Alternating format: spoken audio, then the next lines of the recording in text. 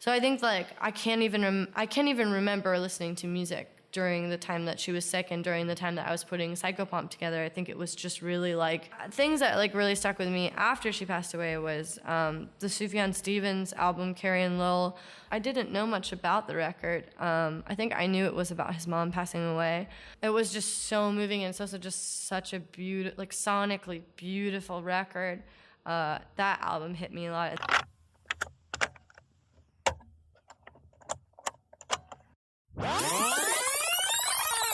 Spirit of my silence, I can hear you, but I'm afraid to be near you, and I don't know where to begin, and I don't know where to begin.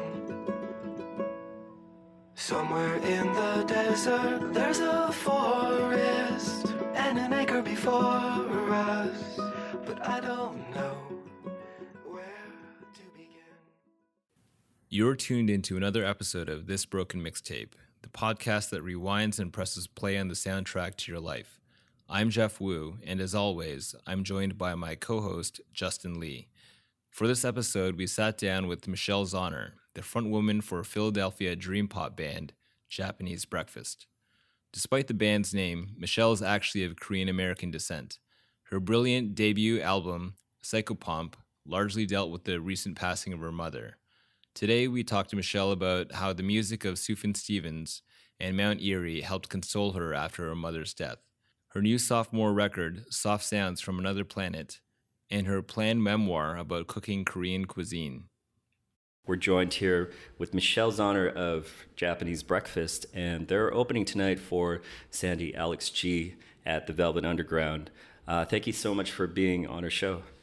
Thanks for having me. So let's get into your sort of introduction into music, first of all. So if you could sort of kind of backtrack and tell us, like, how did you first discover music? Was it through your parents' collection? Like, was it an older sibling? Well, I'm an only child, and my parents didn't really listen to music at all. So my introduction to music was like really elementary, and I think that I can only really recall my dad having like various Motown compilation CDs in his car, and Fleetwood Mac's Rumors, and probably the self-titled album. So yeah, I remember listening to a lot of Fleetwood Mac, and I think that that's like one of my earliest memories is like enjoying Fleetwood Mac and the Motown compilations. Like the Supremes and Jackson 5 and the Marvelettes and all those kind of like Phil Spector girl groups and stuff. Mm-hmm. But it's kind of funny because like I didn't really think about it at the time, but like I think that those are still musical acts that I really enjoy now, and probably a lot of like what I drew from as my initial introduction to music or whatever. Because I think that a lot of what I try to do is just create really engaging pop music with ideally like lyrical substance or lyrics that are often somewhat tongue-in-cheek. And so yeah, I think that was kind of my first introduction to music. Okay. And since that was just kind of like directly from your parents, I guess what was sort of this first artist band that you sort of personally kind of discovered through radio or whatever other venue? What did I'm trying to remember. I remember I had a babysitter when I was like in second grade or third grade or something. I don't know if that's a normal age to have a babysitter. Yeah, probably second grade or something. And he had like a Grammy compilation album. I think a lot of my seminal bands were from compilation albums. I forget what was on it. I know like Jamiroquai was on it, and No Doubt was on it, and Paula Cole, that like Where Have All the Cowboys Gone song. So I was really into that. And then I think that and then in middle school I had kind of like a classic rock phase, but it was mostly just because I think I had reached the age where I was like, I want to get into music now. And I felt like classic rock was something that was like objectively good. And so I got all of these classic rock CDs, but I don't think I was ever like truly into it. And And then I think that it wasn't until I was like 15 or so that friends started getting me into music, and I started sort of like developing my own tastes and things. And I grew up in the Pacific Northwest. I grew up in Oregon, and so a lot of those kinds of Pacific Northwest indie bands like Elliott Smith and Death Cab for Cutie and Granddaddy and Mount Eerie, those kinds of bands were really special to me growing up, and probably the most like formative artists that like influenced me, I think. And at what point did you actually pursue music, just in terms of like starting to learn how to play guitar and like songwriting and whatnot?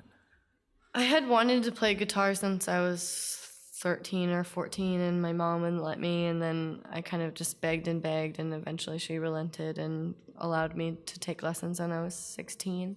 And I only took lessons for a few months, and pretty much as soon as I learned how to play the first few chords, I realized that I could cover quite a lot of things and write things that I wanted to. And I almost kind of liked not knowing a whole lot about theory because it was really boring to me, and I just really wanted to express myself, I think. And I liked not knowing what key I was in or what chord I was playing a lot of the time. And yeah, I remember like covering a White Stripes song when I was like 16 years old, and that being kind of like the beginning. Okay. And so, I mean, I guess in terms of, I'm going to sort of jump ahead here with your last record, Psychopomp. Is it 3 songs that were sort of inspired by the death of your mother? 2-3 songs, sort of. Yeah, I think that like In Heaven, Heft, and Rugged Country are largely about my mom's passing, and the instrumental tracks were new and kind of expressed those feelings as well. I think sort of like anybody that's lost someone really close to them, I mean, I think we have that in common. My father passed away 9 years ago, and it was very like sort of a sudden thing. He died of an aneurysm. Oh, wow. I feel like music was like a huge part of my life, and kind of helped me cope with that whole experience. And it's funny because I feel like prior to that, when I was listening to certain songs, I'm like, oh yeah, I feel like this is the song that I would sort of turn to if I ever went through something super traumatic. And it's weird how kind of music sort of reveals itself in a way like where it's like the weirdest songs will kind of get stuck in your head and will help you through those moments. And for me, it was very much, it was off of that Plans album, Death Cab for Cutie, when Sarah says, because they had that one line where it says, love is watching someone die. And it really, like when I first heard that song, I was just like, okay, like I get it. I think I get that song. But when you actually watch somebody pass away in front of you, it's like such a totally different thing. He had we had this moment where I had to make the choice of whether he should be put on life support or not. And it's like, how do you put somebody's life in your own hands? It's such a crazy decision. So that song, like, just kind of came into my head when I was really, like, when I'd made the choice, and we were kind of called back to the hospital, and just sitting by his bed and just watching him pass away was kind of a crazy thing. So, I mean, I guess what sort of albums or songs were, like, really helpful for you during that time with your own mother? Yeah, I mean, I honestly can't say, I blocked out such a huge part. I can't imagine losing someone in like an instant, you know, and I know like quite a few people who have lost, you know, people in car accidents or, you know, to suicide, or like I know someone who lost their dad on vacation, just like got swept away by a wave. Like I can't imagine just losing someone in an instant. My mom was sick for about 6 months, which was still like so fast, and it was kind of hard in a different way because it was kind of like you were lying to yourself over and over about different things, like, you know, oh, she's gonna get better, oh, the percentage is so, she had such a horrible percentage of survival that you just had to completely lie to yourself that, you know, she was gonna get better, or, you know, that even when she decided that she wasn't gonna do treatment anymore, that she, you know, I had completely lied to myself and to her that, you know, we could just take care of you for the next like year or two. This could go on for a really long time. And it was so, in retrospect, it was so foolish. But I think it was also just kind of like this self-preservation thing where it was just kind of like I had to convince myself that everything was okay, because like it wouldn't have helped anyone if I just had a negative outlook on it, even though that was the reality. So I honestly, I just can't really even remember engaging in any art of any kind. I think like, and a lot of what this new record is about is kind of what it takes to survive trauma in that way, of just like, I felt like such a mechanical body, and I like started, and I wrote heft a little bit about like, I never exercised ever, and I was like running 5 miles a day because I just wanted to be this complete, perfect mechanical body that took every day as it came and just tried to be like the most perfect, non-selfish like support system for this person. And then when she died, it was kind of like, how do I feel again, and how do I undo everything that I shut off? Because it was also just like I felt like I couldn't cry, because if I cried in front of my mom and dad, then they would start crying, and I just felt like it was my job to just like be a light for everyone. So yeah, a lot of my new record is about kind of undoing that, and a lot of Psychopomp was just kind of like being really confused and really raw, and just trying to like have a distraction or something to work on to just remember who I was before it all. Because, you know, I moved to Oregon, and I left, you know, my partner at the time, I left all my friends and my house and my band and my job, and I just completely like closed off everything to just be a caretaker. So I kind of just lost a huge part of myself, and I had to kind of like reinvent who I was or remember who I was. So I think like I can't even remember listening to music during the time that she was sick and during the time that I was putting Psychopomp together. I think it was just really like, okay, like here's a project for you to have some privacy and just like spend a couple hours a day, like go into this cottage in the woods and like write how you're feeling, or like structure things that you'd been working on before this happened. And then things that like really stuck with me after she passed away was the Sufjan Stevens album, Carrie and Lil. I think I listened to maybe a year after she died. And I didn't know much about the record. I think I knew it was about his mom passing away. It's a very different relationship from my mom. But it was really beautiful because I spent like a year and a half in Eugene, Oregon, and a lot of that record is just him spending summers in Eugene, Oregon. And there are these really special, like niche, you know, like obscure, you know, Oregon monuments, like the Tillamook, like dairy farm, and like Spencer's Butte is like probably like a mile from my house. It was just so moving, and it's also just such a beautiful, like sonically beautiful record. That album hit me a lot. And then this year, of course, A Crow Looked at Me by Mount Eerie was huge, and I've only listened to it one time, and I think a lot of people can only listen to that record one time because it's so emotional, and I just knew it was gonna be that kind of experience, and I kind of had to be in this. Sometimes I feel like I know I'm gonna cry, and it's kind of like, you know, you're gonna sneeze, so you like have to do something to kind of like tickle it to like get it out. And so I had just gone to Costco, and like something about like those kinds of big box stores just like really reminds you of like growing up with your parents or whatever. Sure. And I'd just gone to Costco. I was like missing my mom, and I was alone. And I usually can only like cry in a big way when I'm alone, like in the shower or driving alone. It's just a weird thing that happened. And so I was driving alone, and I put on that record, and I just like immediately pulled over and just lost it, because the images are just so real. And one image that hit me, I forget what song it is, but there's one song where he talks about walking like hand in hand with his wife every day to therapy, and it being like a couple blocks away, and their walk over the course of the day is getting slower and slower, and eventually like having to drive. And it just, I think that like when you see in like an illness like slowly taking someone, that like hit me so hard, because I remember like walking around the house with my mom and having that same experience, and like it being really, yeah. So those two albums for sure. Okay. Yeah. On Psychopomp, you have that one voicemail, or it's not a voicemail. I think it's an actual phone conversation you have with your mom, And like, I remember the first time hearing that, luckily my mom's been in good health, but it's like, it made me want to call my mom right away.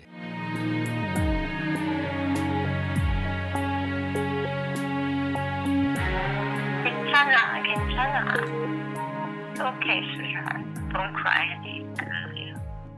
It was so moving. And I think the record as a whole is like that. I mean, you listen to those songs and you could tell that like there's nothing contrived behind it. It's just, I think anyone can relate to it, even if you haven't like lost anybody. But I think it's such an important record, and I feel like when you're talking about Carrie and Lowell, another one, anything like that that's like really dealing with something like your personal relationship with family and watching somebody pass away is like such a, I think it's like, it's hard to listen to those kind of things, and like, being exposed to art, that's, whether it's a film or a painting, but you kind of like, it's great that exists. I mean, I think that's one of the reasons why music is such a universal thing. Yeah. So let's talk a little bit about the new record. What can we sort of expect? Based on the 2 singles that you've released, sonically, it sounds like a very different record from Psychopomp. Yeah, I think that I didn't really mean it for it to be. I think that it's, a year, maybe 2 years had passed. It's only been a year since Psychopomp came out, but I had finished that album, about a year before it came out, and so I had some time to kind of just grow. And I think that the album making process was a lot more deliberate. I knew I wanted to just work with one other person on arranging it and producing it. So with Psychopomp, it was a much like longer, stretched out process. Like I wrote all the songs, and then I had like few friends play on it, and then took it to New York and co-produced it with my friend and added more stuff and picked it apart like over the course of kind of like many months. And I had no real expectation or like plan for it at all. And this one, it was much more like deliberate. I knew a little bit more what I wanted to do. And I think I also just like had the maturity and confidence of having put out something before that got into the hands of quite a few people, feeling like I had a real voice that people might want to hear, and feeling really good about that. So I just kind of tried to make a record that, in the same way of just like what interests me and what came really naturally to me, what I would want to hear. And I think it went down several different avenues. I think that there are songs on the record like Boyish and Till Death that are kind of really huge arrangements and lots of synth strings, and there's a key change, and it's kind of like this sort of big Roy Orbison sweeping huge chorus ballads kind of thing. Really kind of tender, heartfelt songs about being in love, because a lot of what I realized when my mom was sick was just how lucky I was to have a partner that kind of stood by me during all of that. And one thing that my mom used to say to me whenever I was like sick was just like, when you really love someone, you just have this desire. I wish I could just take away your illness. Like I wish I could just like suck it out of you and endure it for you. And it's just such a sad thing when you love someone that you can't do that.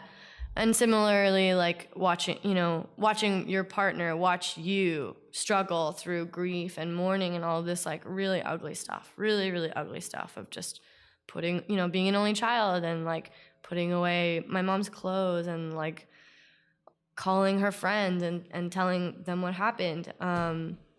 Having your partner like stand by you through all of that and just watch you just like freak out and enter this totally new part of your identity and reality and understanding of the world. It's like really moving and it's really sad, but it also makes you really grateful to like have that kind of love. So a lot of the songs on the record are just being really grateful to have that. And then there are like some kind of more like fun songs that have a little bit more electronic elements, because that was something that kind of happened on Psychopomp as an afterthought. There we added it was kind of like we recorded it with very general like drums, bass, 2 guitars, vocals. And then I kind of sat on the record for 6 months and worked with Ned Eisenberg to add all of these, keyboards and speed it up and add samples and some like electronic drums. And that kind of was like that afterthought is what made that record really exciting for me, and it was something that I really wanted to like start out with on this album. So there are a lot more like kind of electronic drums and a lot more keyboards. I'm like a much more savvy keyboard player now, I think. Was there like a reference point in terms of other sort of, not that like your another artist or band was directly influential in the making of this, but did you have any sort of, sonically at least, did you have any sort of reference points that you were looking towards? Yeah, I think that we wanted to make like we wanted to be really ambitious with our arrangements, and I think that Craig Hendricks and I both are really big fans of the Flaming Lips Soft Bulletin, and they use a lot of synth strings and have like a lot of huge sweeping choruses with like really big arrangements, and so that was a definite reference point. And then I'm also a really big Granddaddy fan, and a lot of the songs kind of have a similar theme of just like a fascination with technology and progress and space and science, and not as explicitly as like the software slump, but yeah, that was definitely like a reference for sure. And there's a lot of like Juno 6 on the record, and I'm pretty sure that Granddaddy uses a lot of that kind of arpeggiated sound that we did. Okay. One of the things that we talk a lot about on the show are just mixtapes, and like, I don't know if you have any like sort of stories of like mixtapes that you either made somebody or somebody made you in the past. I mean, I know it's like such a, or you know, playlists, mix CDs, whatever. It seems like something that is very much tied to like youth and maybe in your teenage years or early 20s. But if you can sort of think of... Yeah, I mean, I definitely remember getting mixtapes and like being exposed to a lot of music that way. Mm-hmm. I'm trying to think of like, I remember hearing a Shoo Shoo song for the first time on a mixtape. I forget which song it was. I can't really think of really big artists I found on mixtapes, but yeah, I love mixtapes. Have you made them for other people as well? Like, yeah, we used to have a mixtape club like in my mid-20s, and it was kind of, we had like really fun themes. Like one was like a biography mixtape, so it was like there were, for each track it was like number one, like the song that you wish you like was the first song that you heard, or like the last song is like the song you want played at your funeral, or like the middle song is like the song that like, you know, you want to like make out to or whatever. Right. So we did mixtapes like that. And then let's also go through those three things really quickly. What for you personally? Funeral song, jeez, I forget what I picked. Maybe like a Bill Callahan song. What's that one song? Oh, do I feel like the mother of the world, which is, the mother of the world is the song title, okay. I think, and it's actually the song that I walked down the aisle to when I got married. Okay. But I also think I really like. It's kind of weird in a way, right? Yeah, it's so like, I kind of want to like have it at my funeral. Yeah, those are the best songs though, and I think I just would like there's like a quote that's like, God is a word, and the argument ends there. And I think I just like that sentiment to be expressed at my funeral. I think that to make out to a song, and I think that the Jesus and the Mary chain, just like Honey, is like probably it's like one of the quintessential sexiest songs. Yeah, like sexy teenage like make out songs. Yeah. Okay. So in terms of, what are you listening to right now, just out of curiosity? I really like the new Aldous Harding record. I think that she's really phenomenal and interesting. I just got into Andy Schaaf. And what else is new? I hear you listen to, is it Carly Rae Jepsen? Yeah. Yeah, which kind of it's not that it surprised me because she's so brilliant. And I think that a lot of people that have only heard Call Me Maybe, when you mention her name, they're like, I don't think I'd be into him. Like, I think that her songs are... If you're a fan of like 80s synth pop, no one does it better right now than she does. Like, I really like with emotion too, like the hearing what it sounds like when you have like a medley of producers on a record, and like one, I guess there's one composer on the record, but yeah, I like fun it's just fun to hear like fun upbeat pop music done professionally well. Yeah, I like a lot of Rihanna. Yeah, what else am I listening to? A lot of Philip Glass. In the car, I feel like you have to listen to like a lot of like chill, zone out kind of music. Yeah. But that Aldous Harding record is like one of my favorite things that I've heard in quite some time. I mean, that must be tricky because when you're on tour, you have these like long sort of commutes from city to city. So, I mean, what do you guys listen to together as a band, or is it just everyone? I don't listen to what the band listens to. Oh, no? I'm like a don't talk to me in the band kind of person. Well, it's just like I just feel like you have like 8 hours in a car like every day almost, and like I just want to listen. I like listening to a lot of like soundtracks and like classical music, and I like to try to like take advantage of my time in the car. Okay. And they listen to like a lot of podcasts and that kind of thing. Yeah. Okay. What was I gonna say? In terms of this new album, I mean, what's I guess it's certainly a different album for you. I mean, what are sort of your goals for the album? Like, what? I know it sounds cheesy, but like, what do you want this record to do in terms of? I hope I don't like lose my career. I think that it's just like a lot of pressure for a sophomore album because you have like all this expectation, and I kind of feel like you're like set up to fail in this way because there's such a people get so interested in your debut. Sometimes it'll really whittle down like who your true fans are or whatever. Sure. But I mean, I'm really proud of what I made, and I don't really know. I just hope that I'm able to continue to tour and play music for a living and have a label that wants to invest in another record so I can keep creating and making things. I mean, if you weren't doing music, what would you want to do?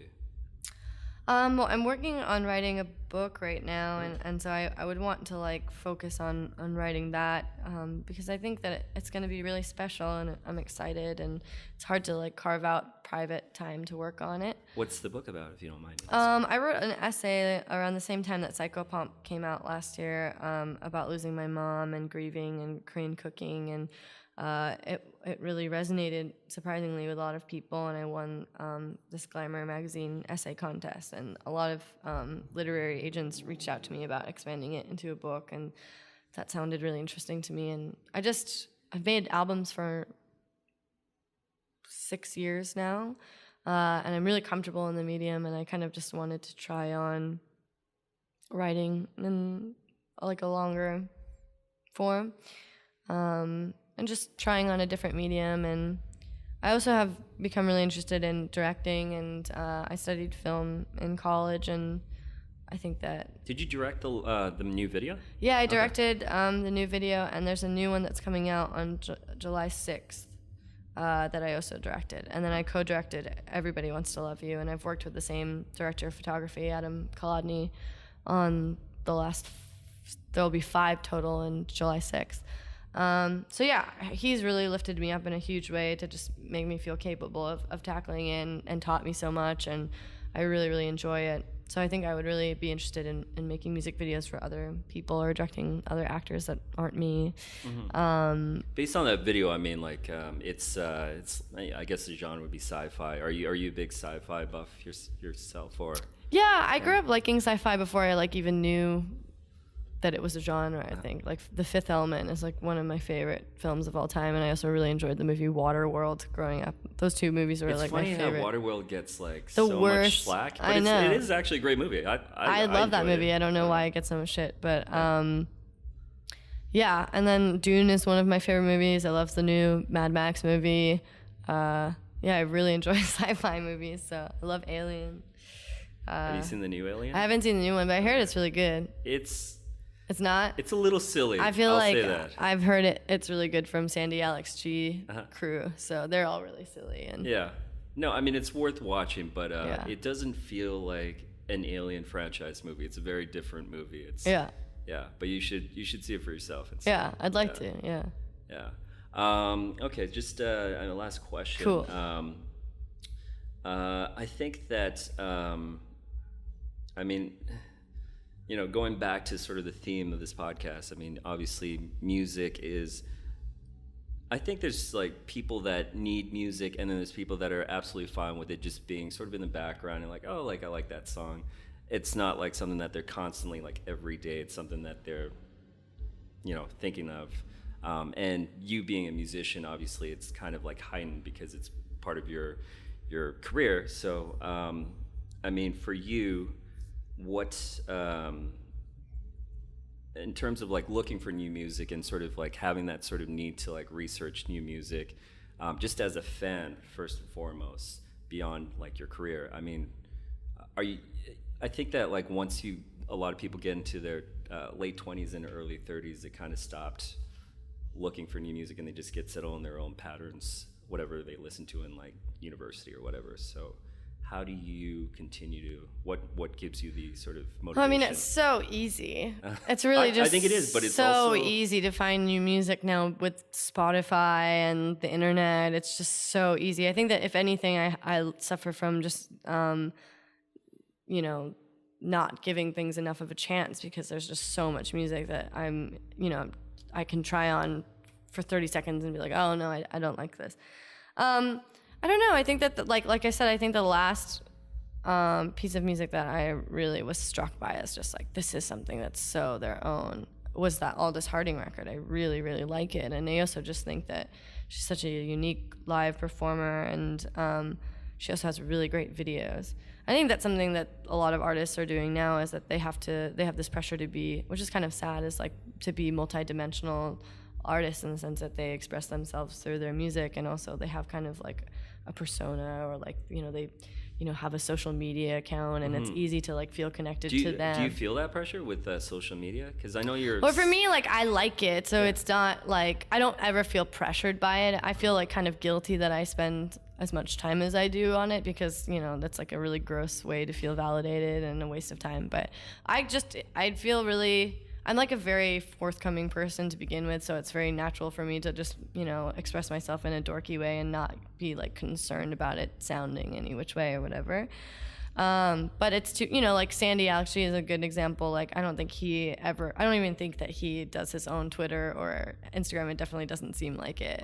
But he has such a striking, intense personality that I don't think that he really needs to. And I think I also got lucky because I get to be on tour with him and see him play every night, and he is just like such a character. He doesn't really need that shit. And he doesn't really I don't really feel like he invests like any big budget into like his videos either. But in some ways that kind of just fits his persona, or that just, he just is making earnest music. And I think that that's what I'm trying to do too, is just, I want to make something that feels really true to me and what I'm interested in. And if other people are interested in it too, then that's great. I think it's very dangerous to be phony about any of that stuff. Sure. But yeah, I think that I really like the new Always song. I'm really excited for that new record. And they're from Toronto. Yeah. I think actually I met them in San Francisco, but I met them once, and I really like that band. I love that record. It's such a perfect, smart pop record. And that new song is very promising, so I can't wait to hear that album. Yeah. Well, thank you so much for being on the show, Michelle. No problem. And hope everything goes well tonight. Awesome. Thank you so much. Yes. Join us next week, where we'll be interviewing comedian, writer, and actress Rhiannon Archer. Her one-woman music memoir show, Life Records 2, recently premiered at the Toronto Fringe Festival. In the meantime, be sure to visit our website at thisbrokenmixtape.com, where you'll be able to listen to past episodes, listen to our curated Spotify playlists, and read our blog.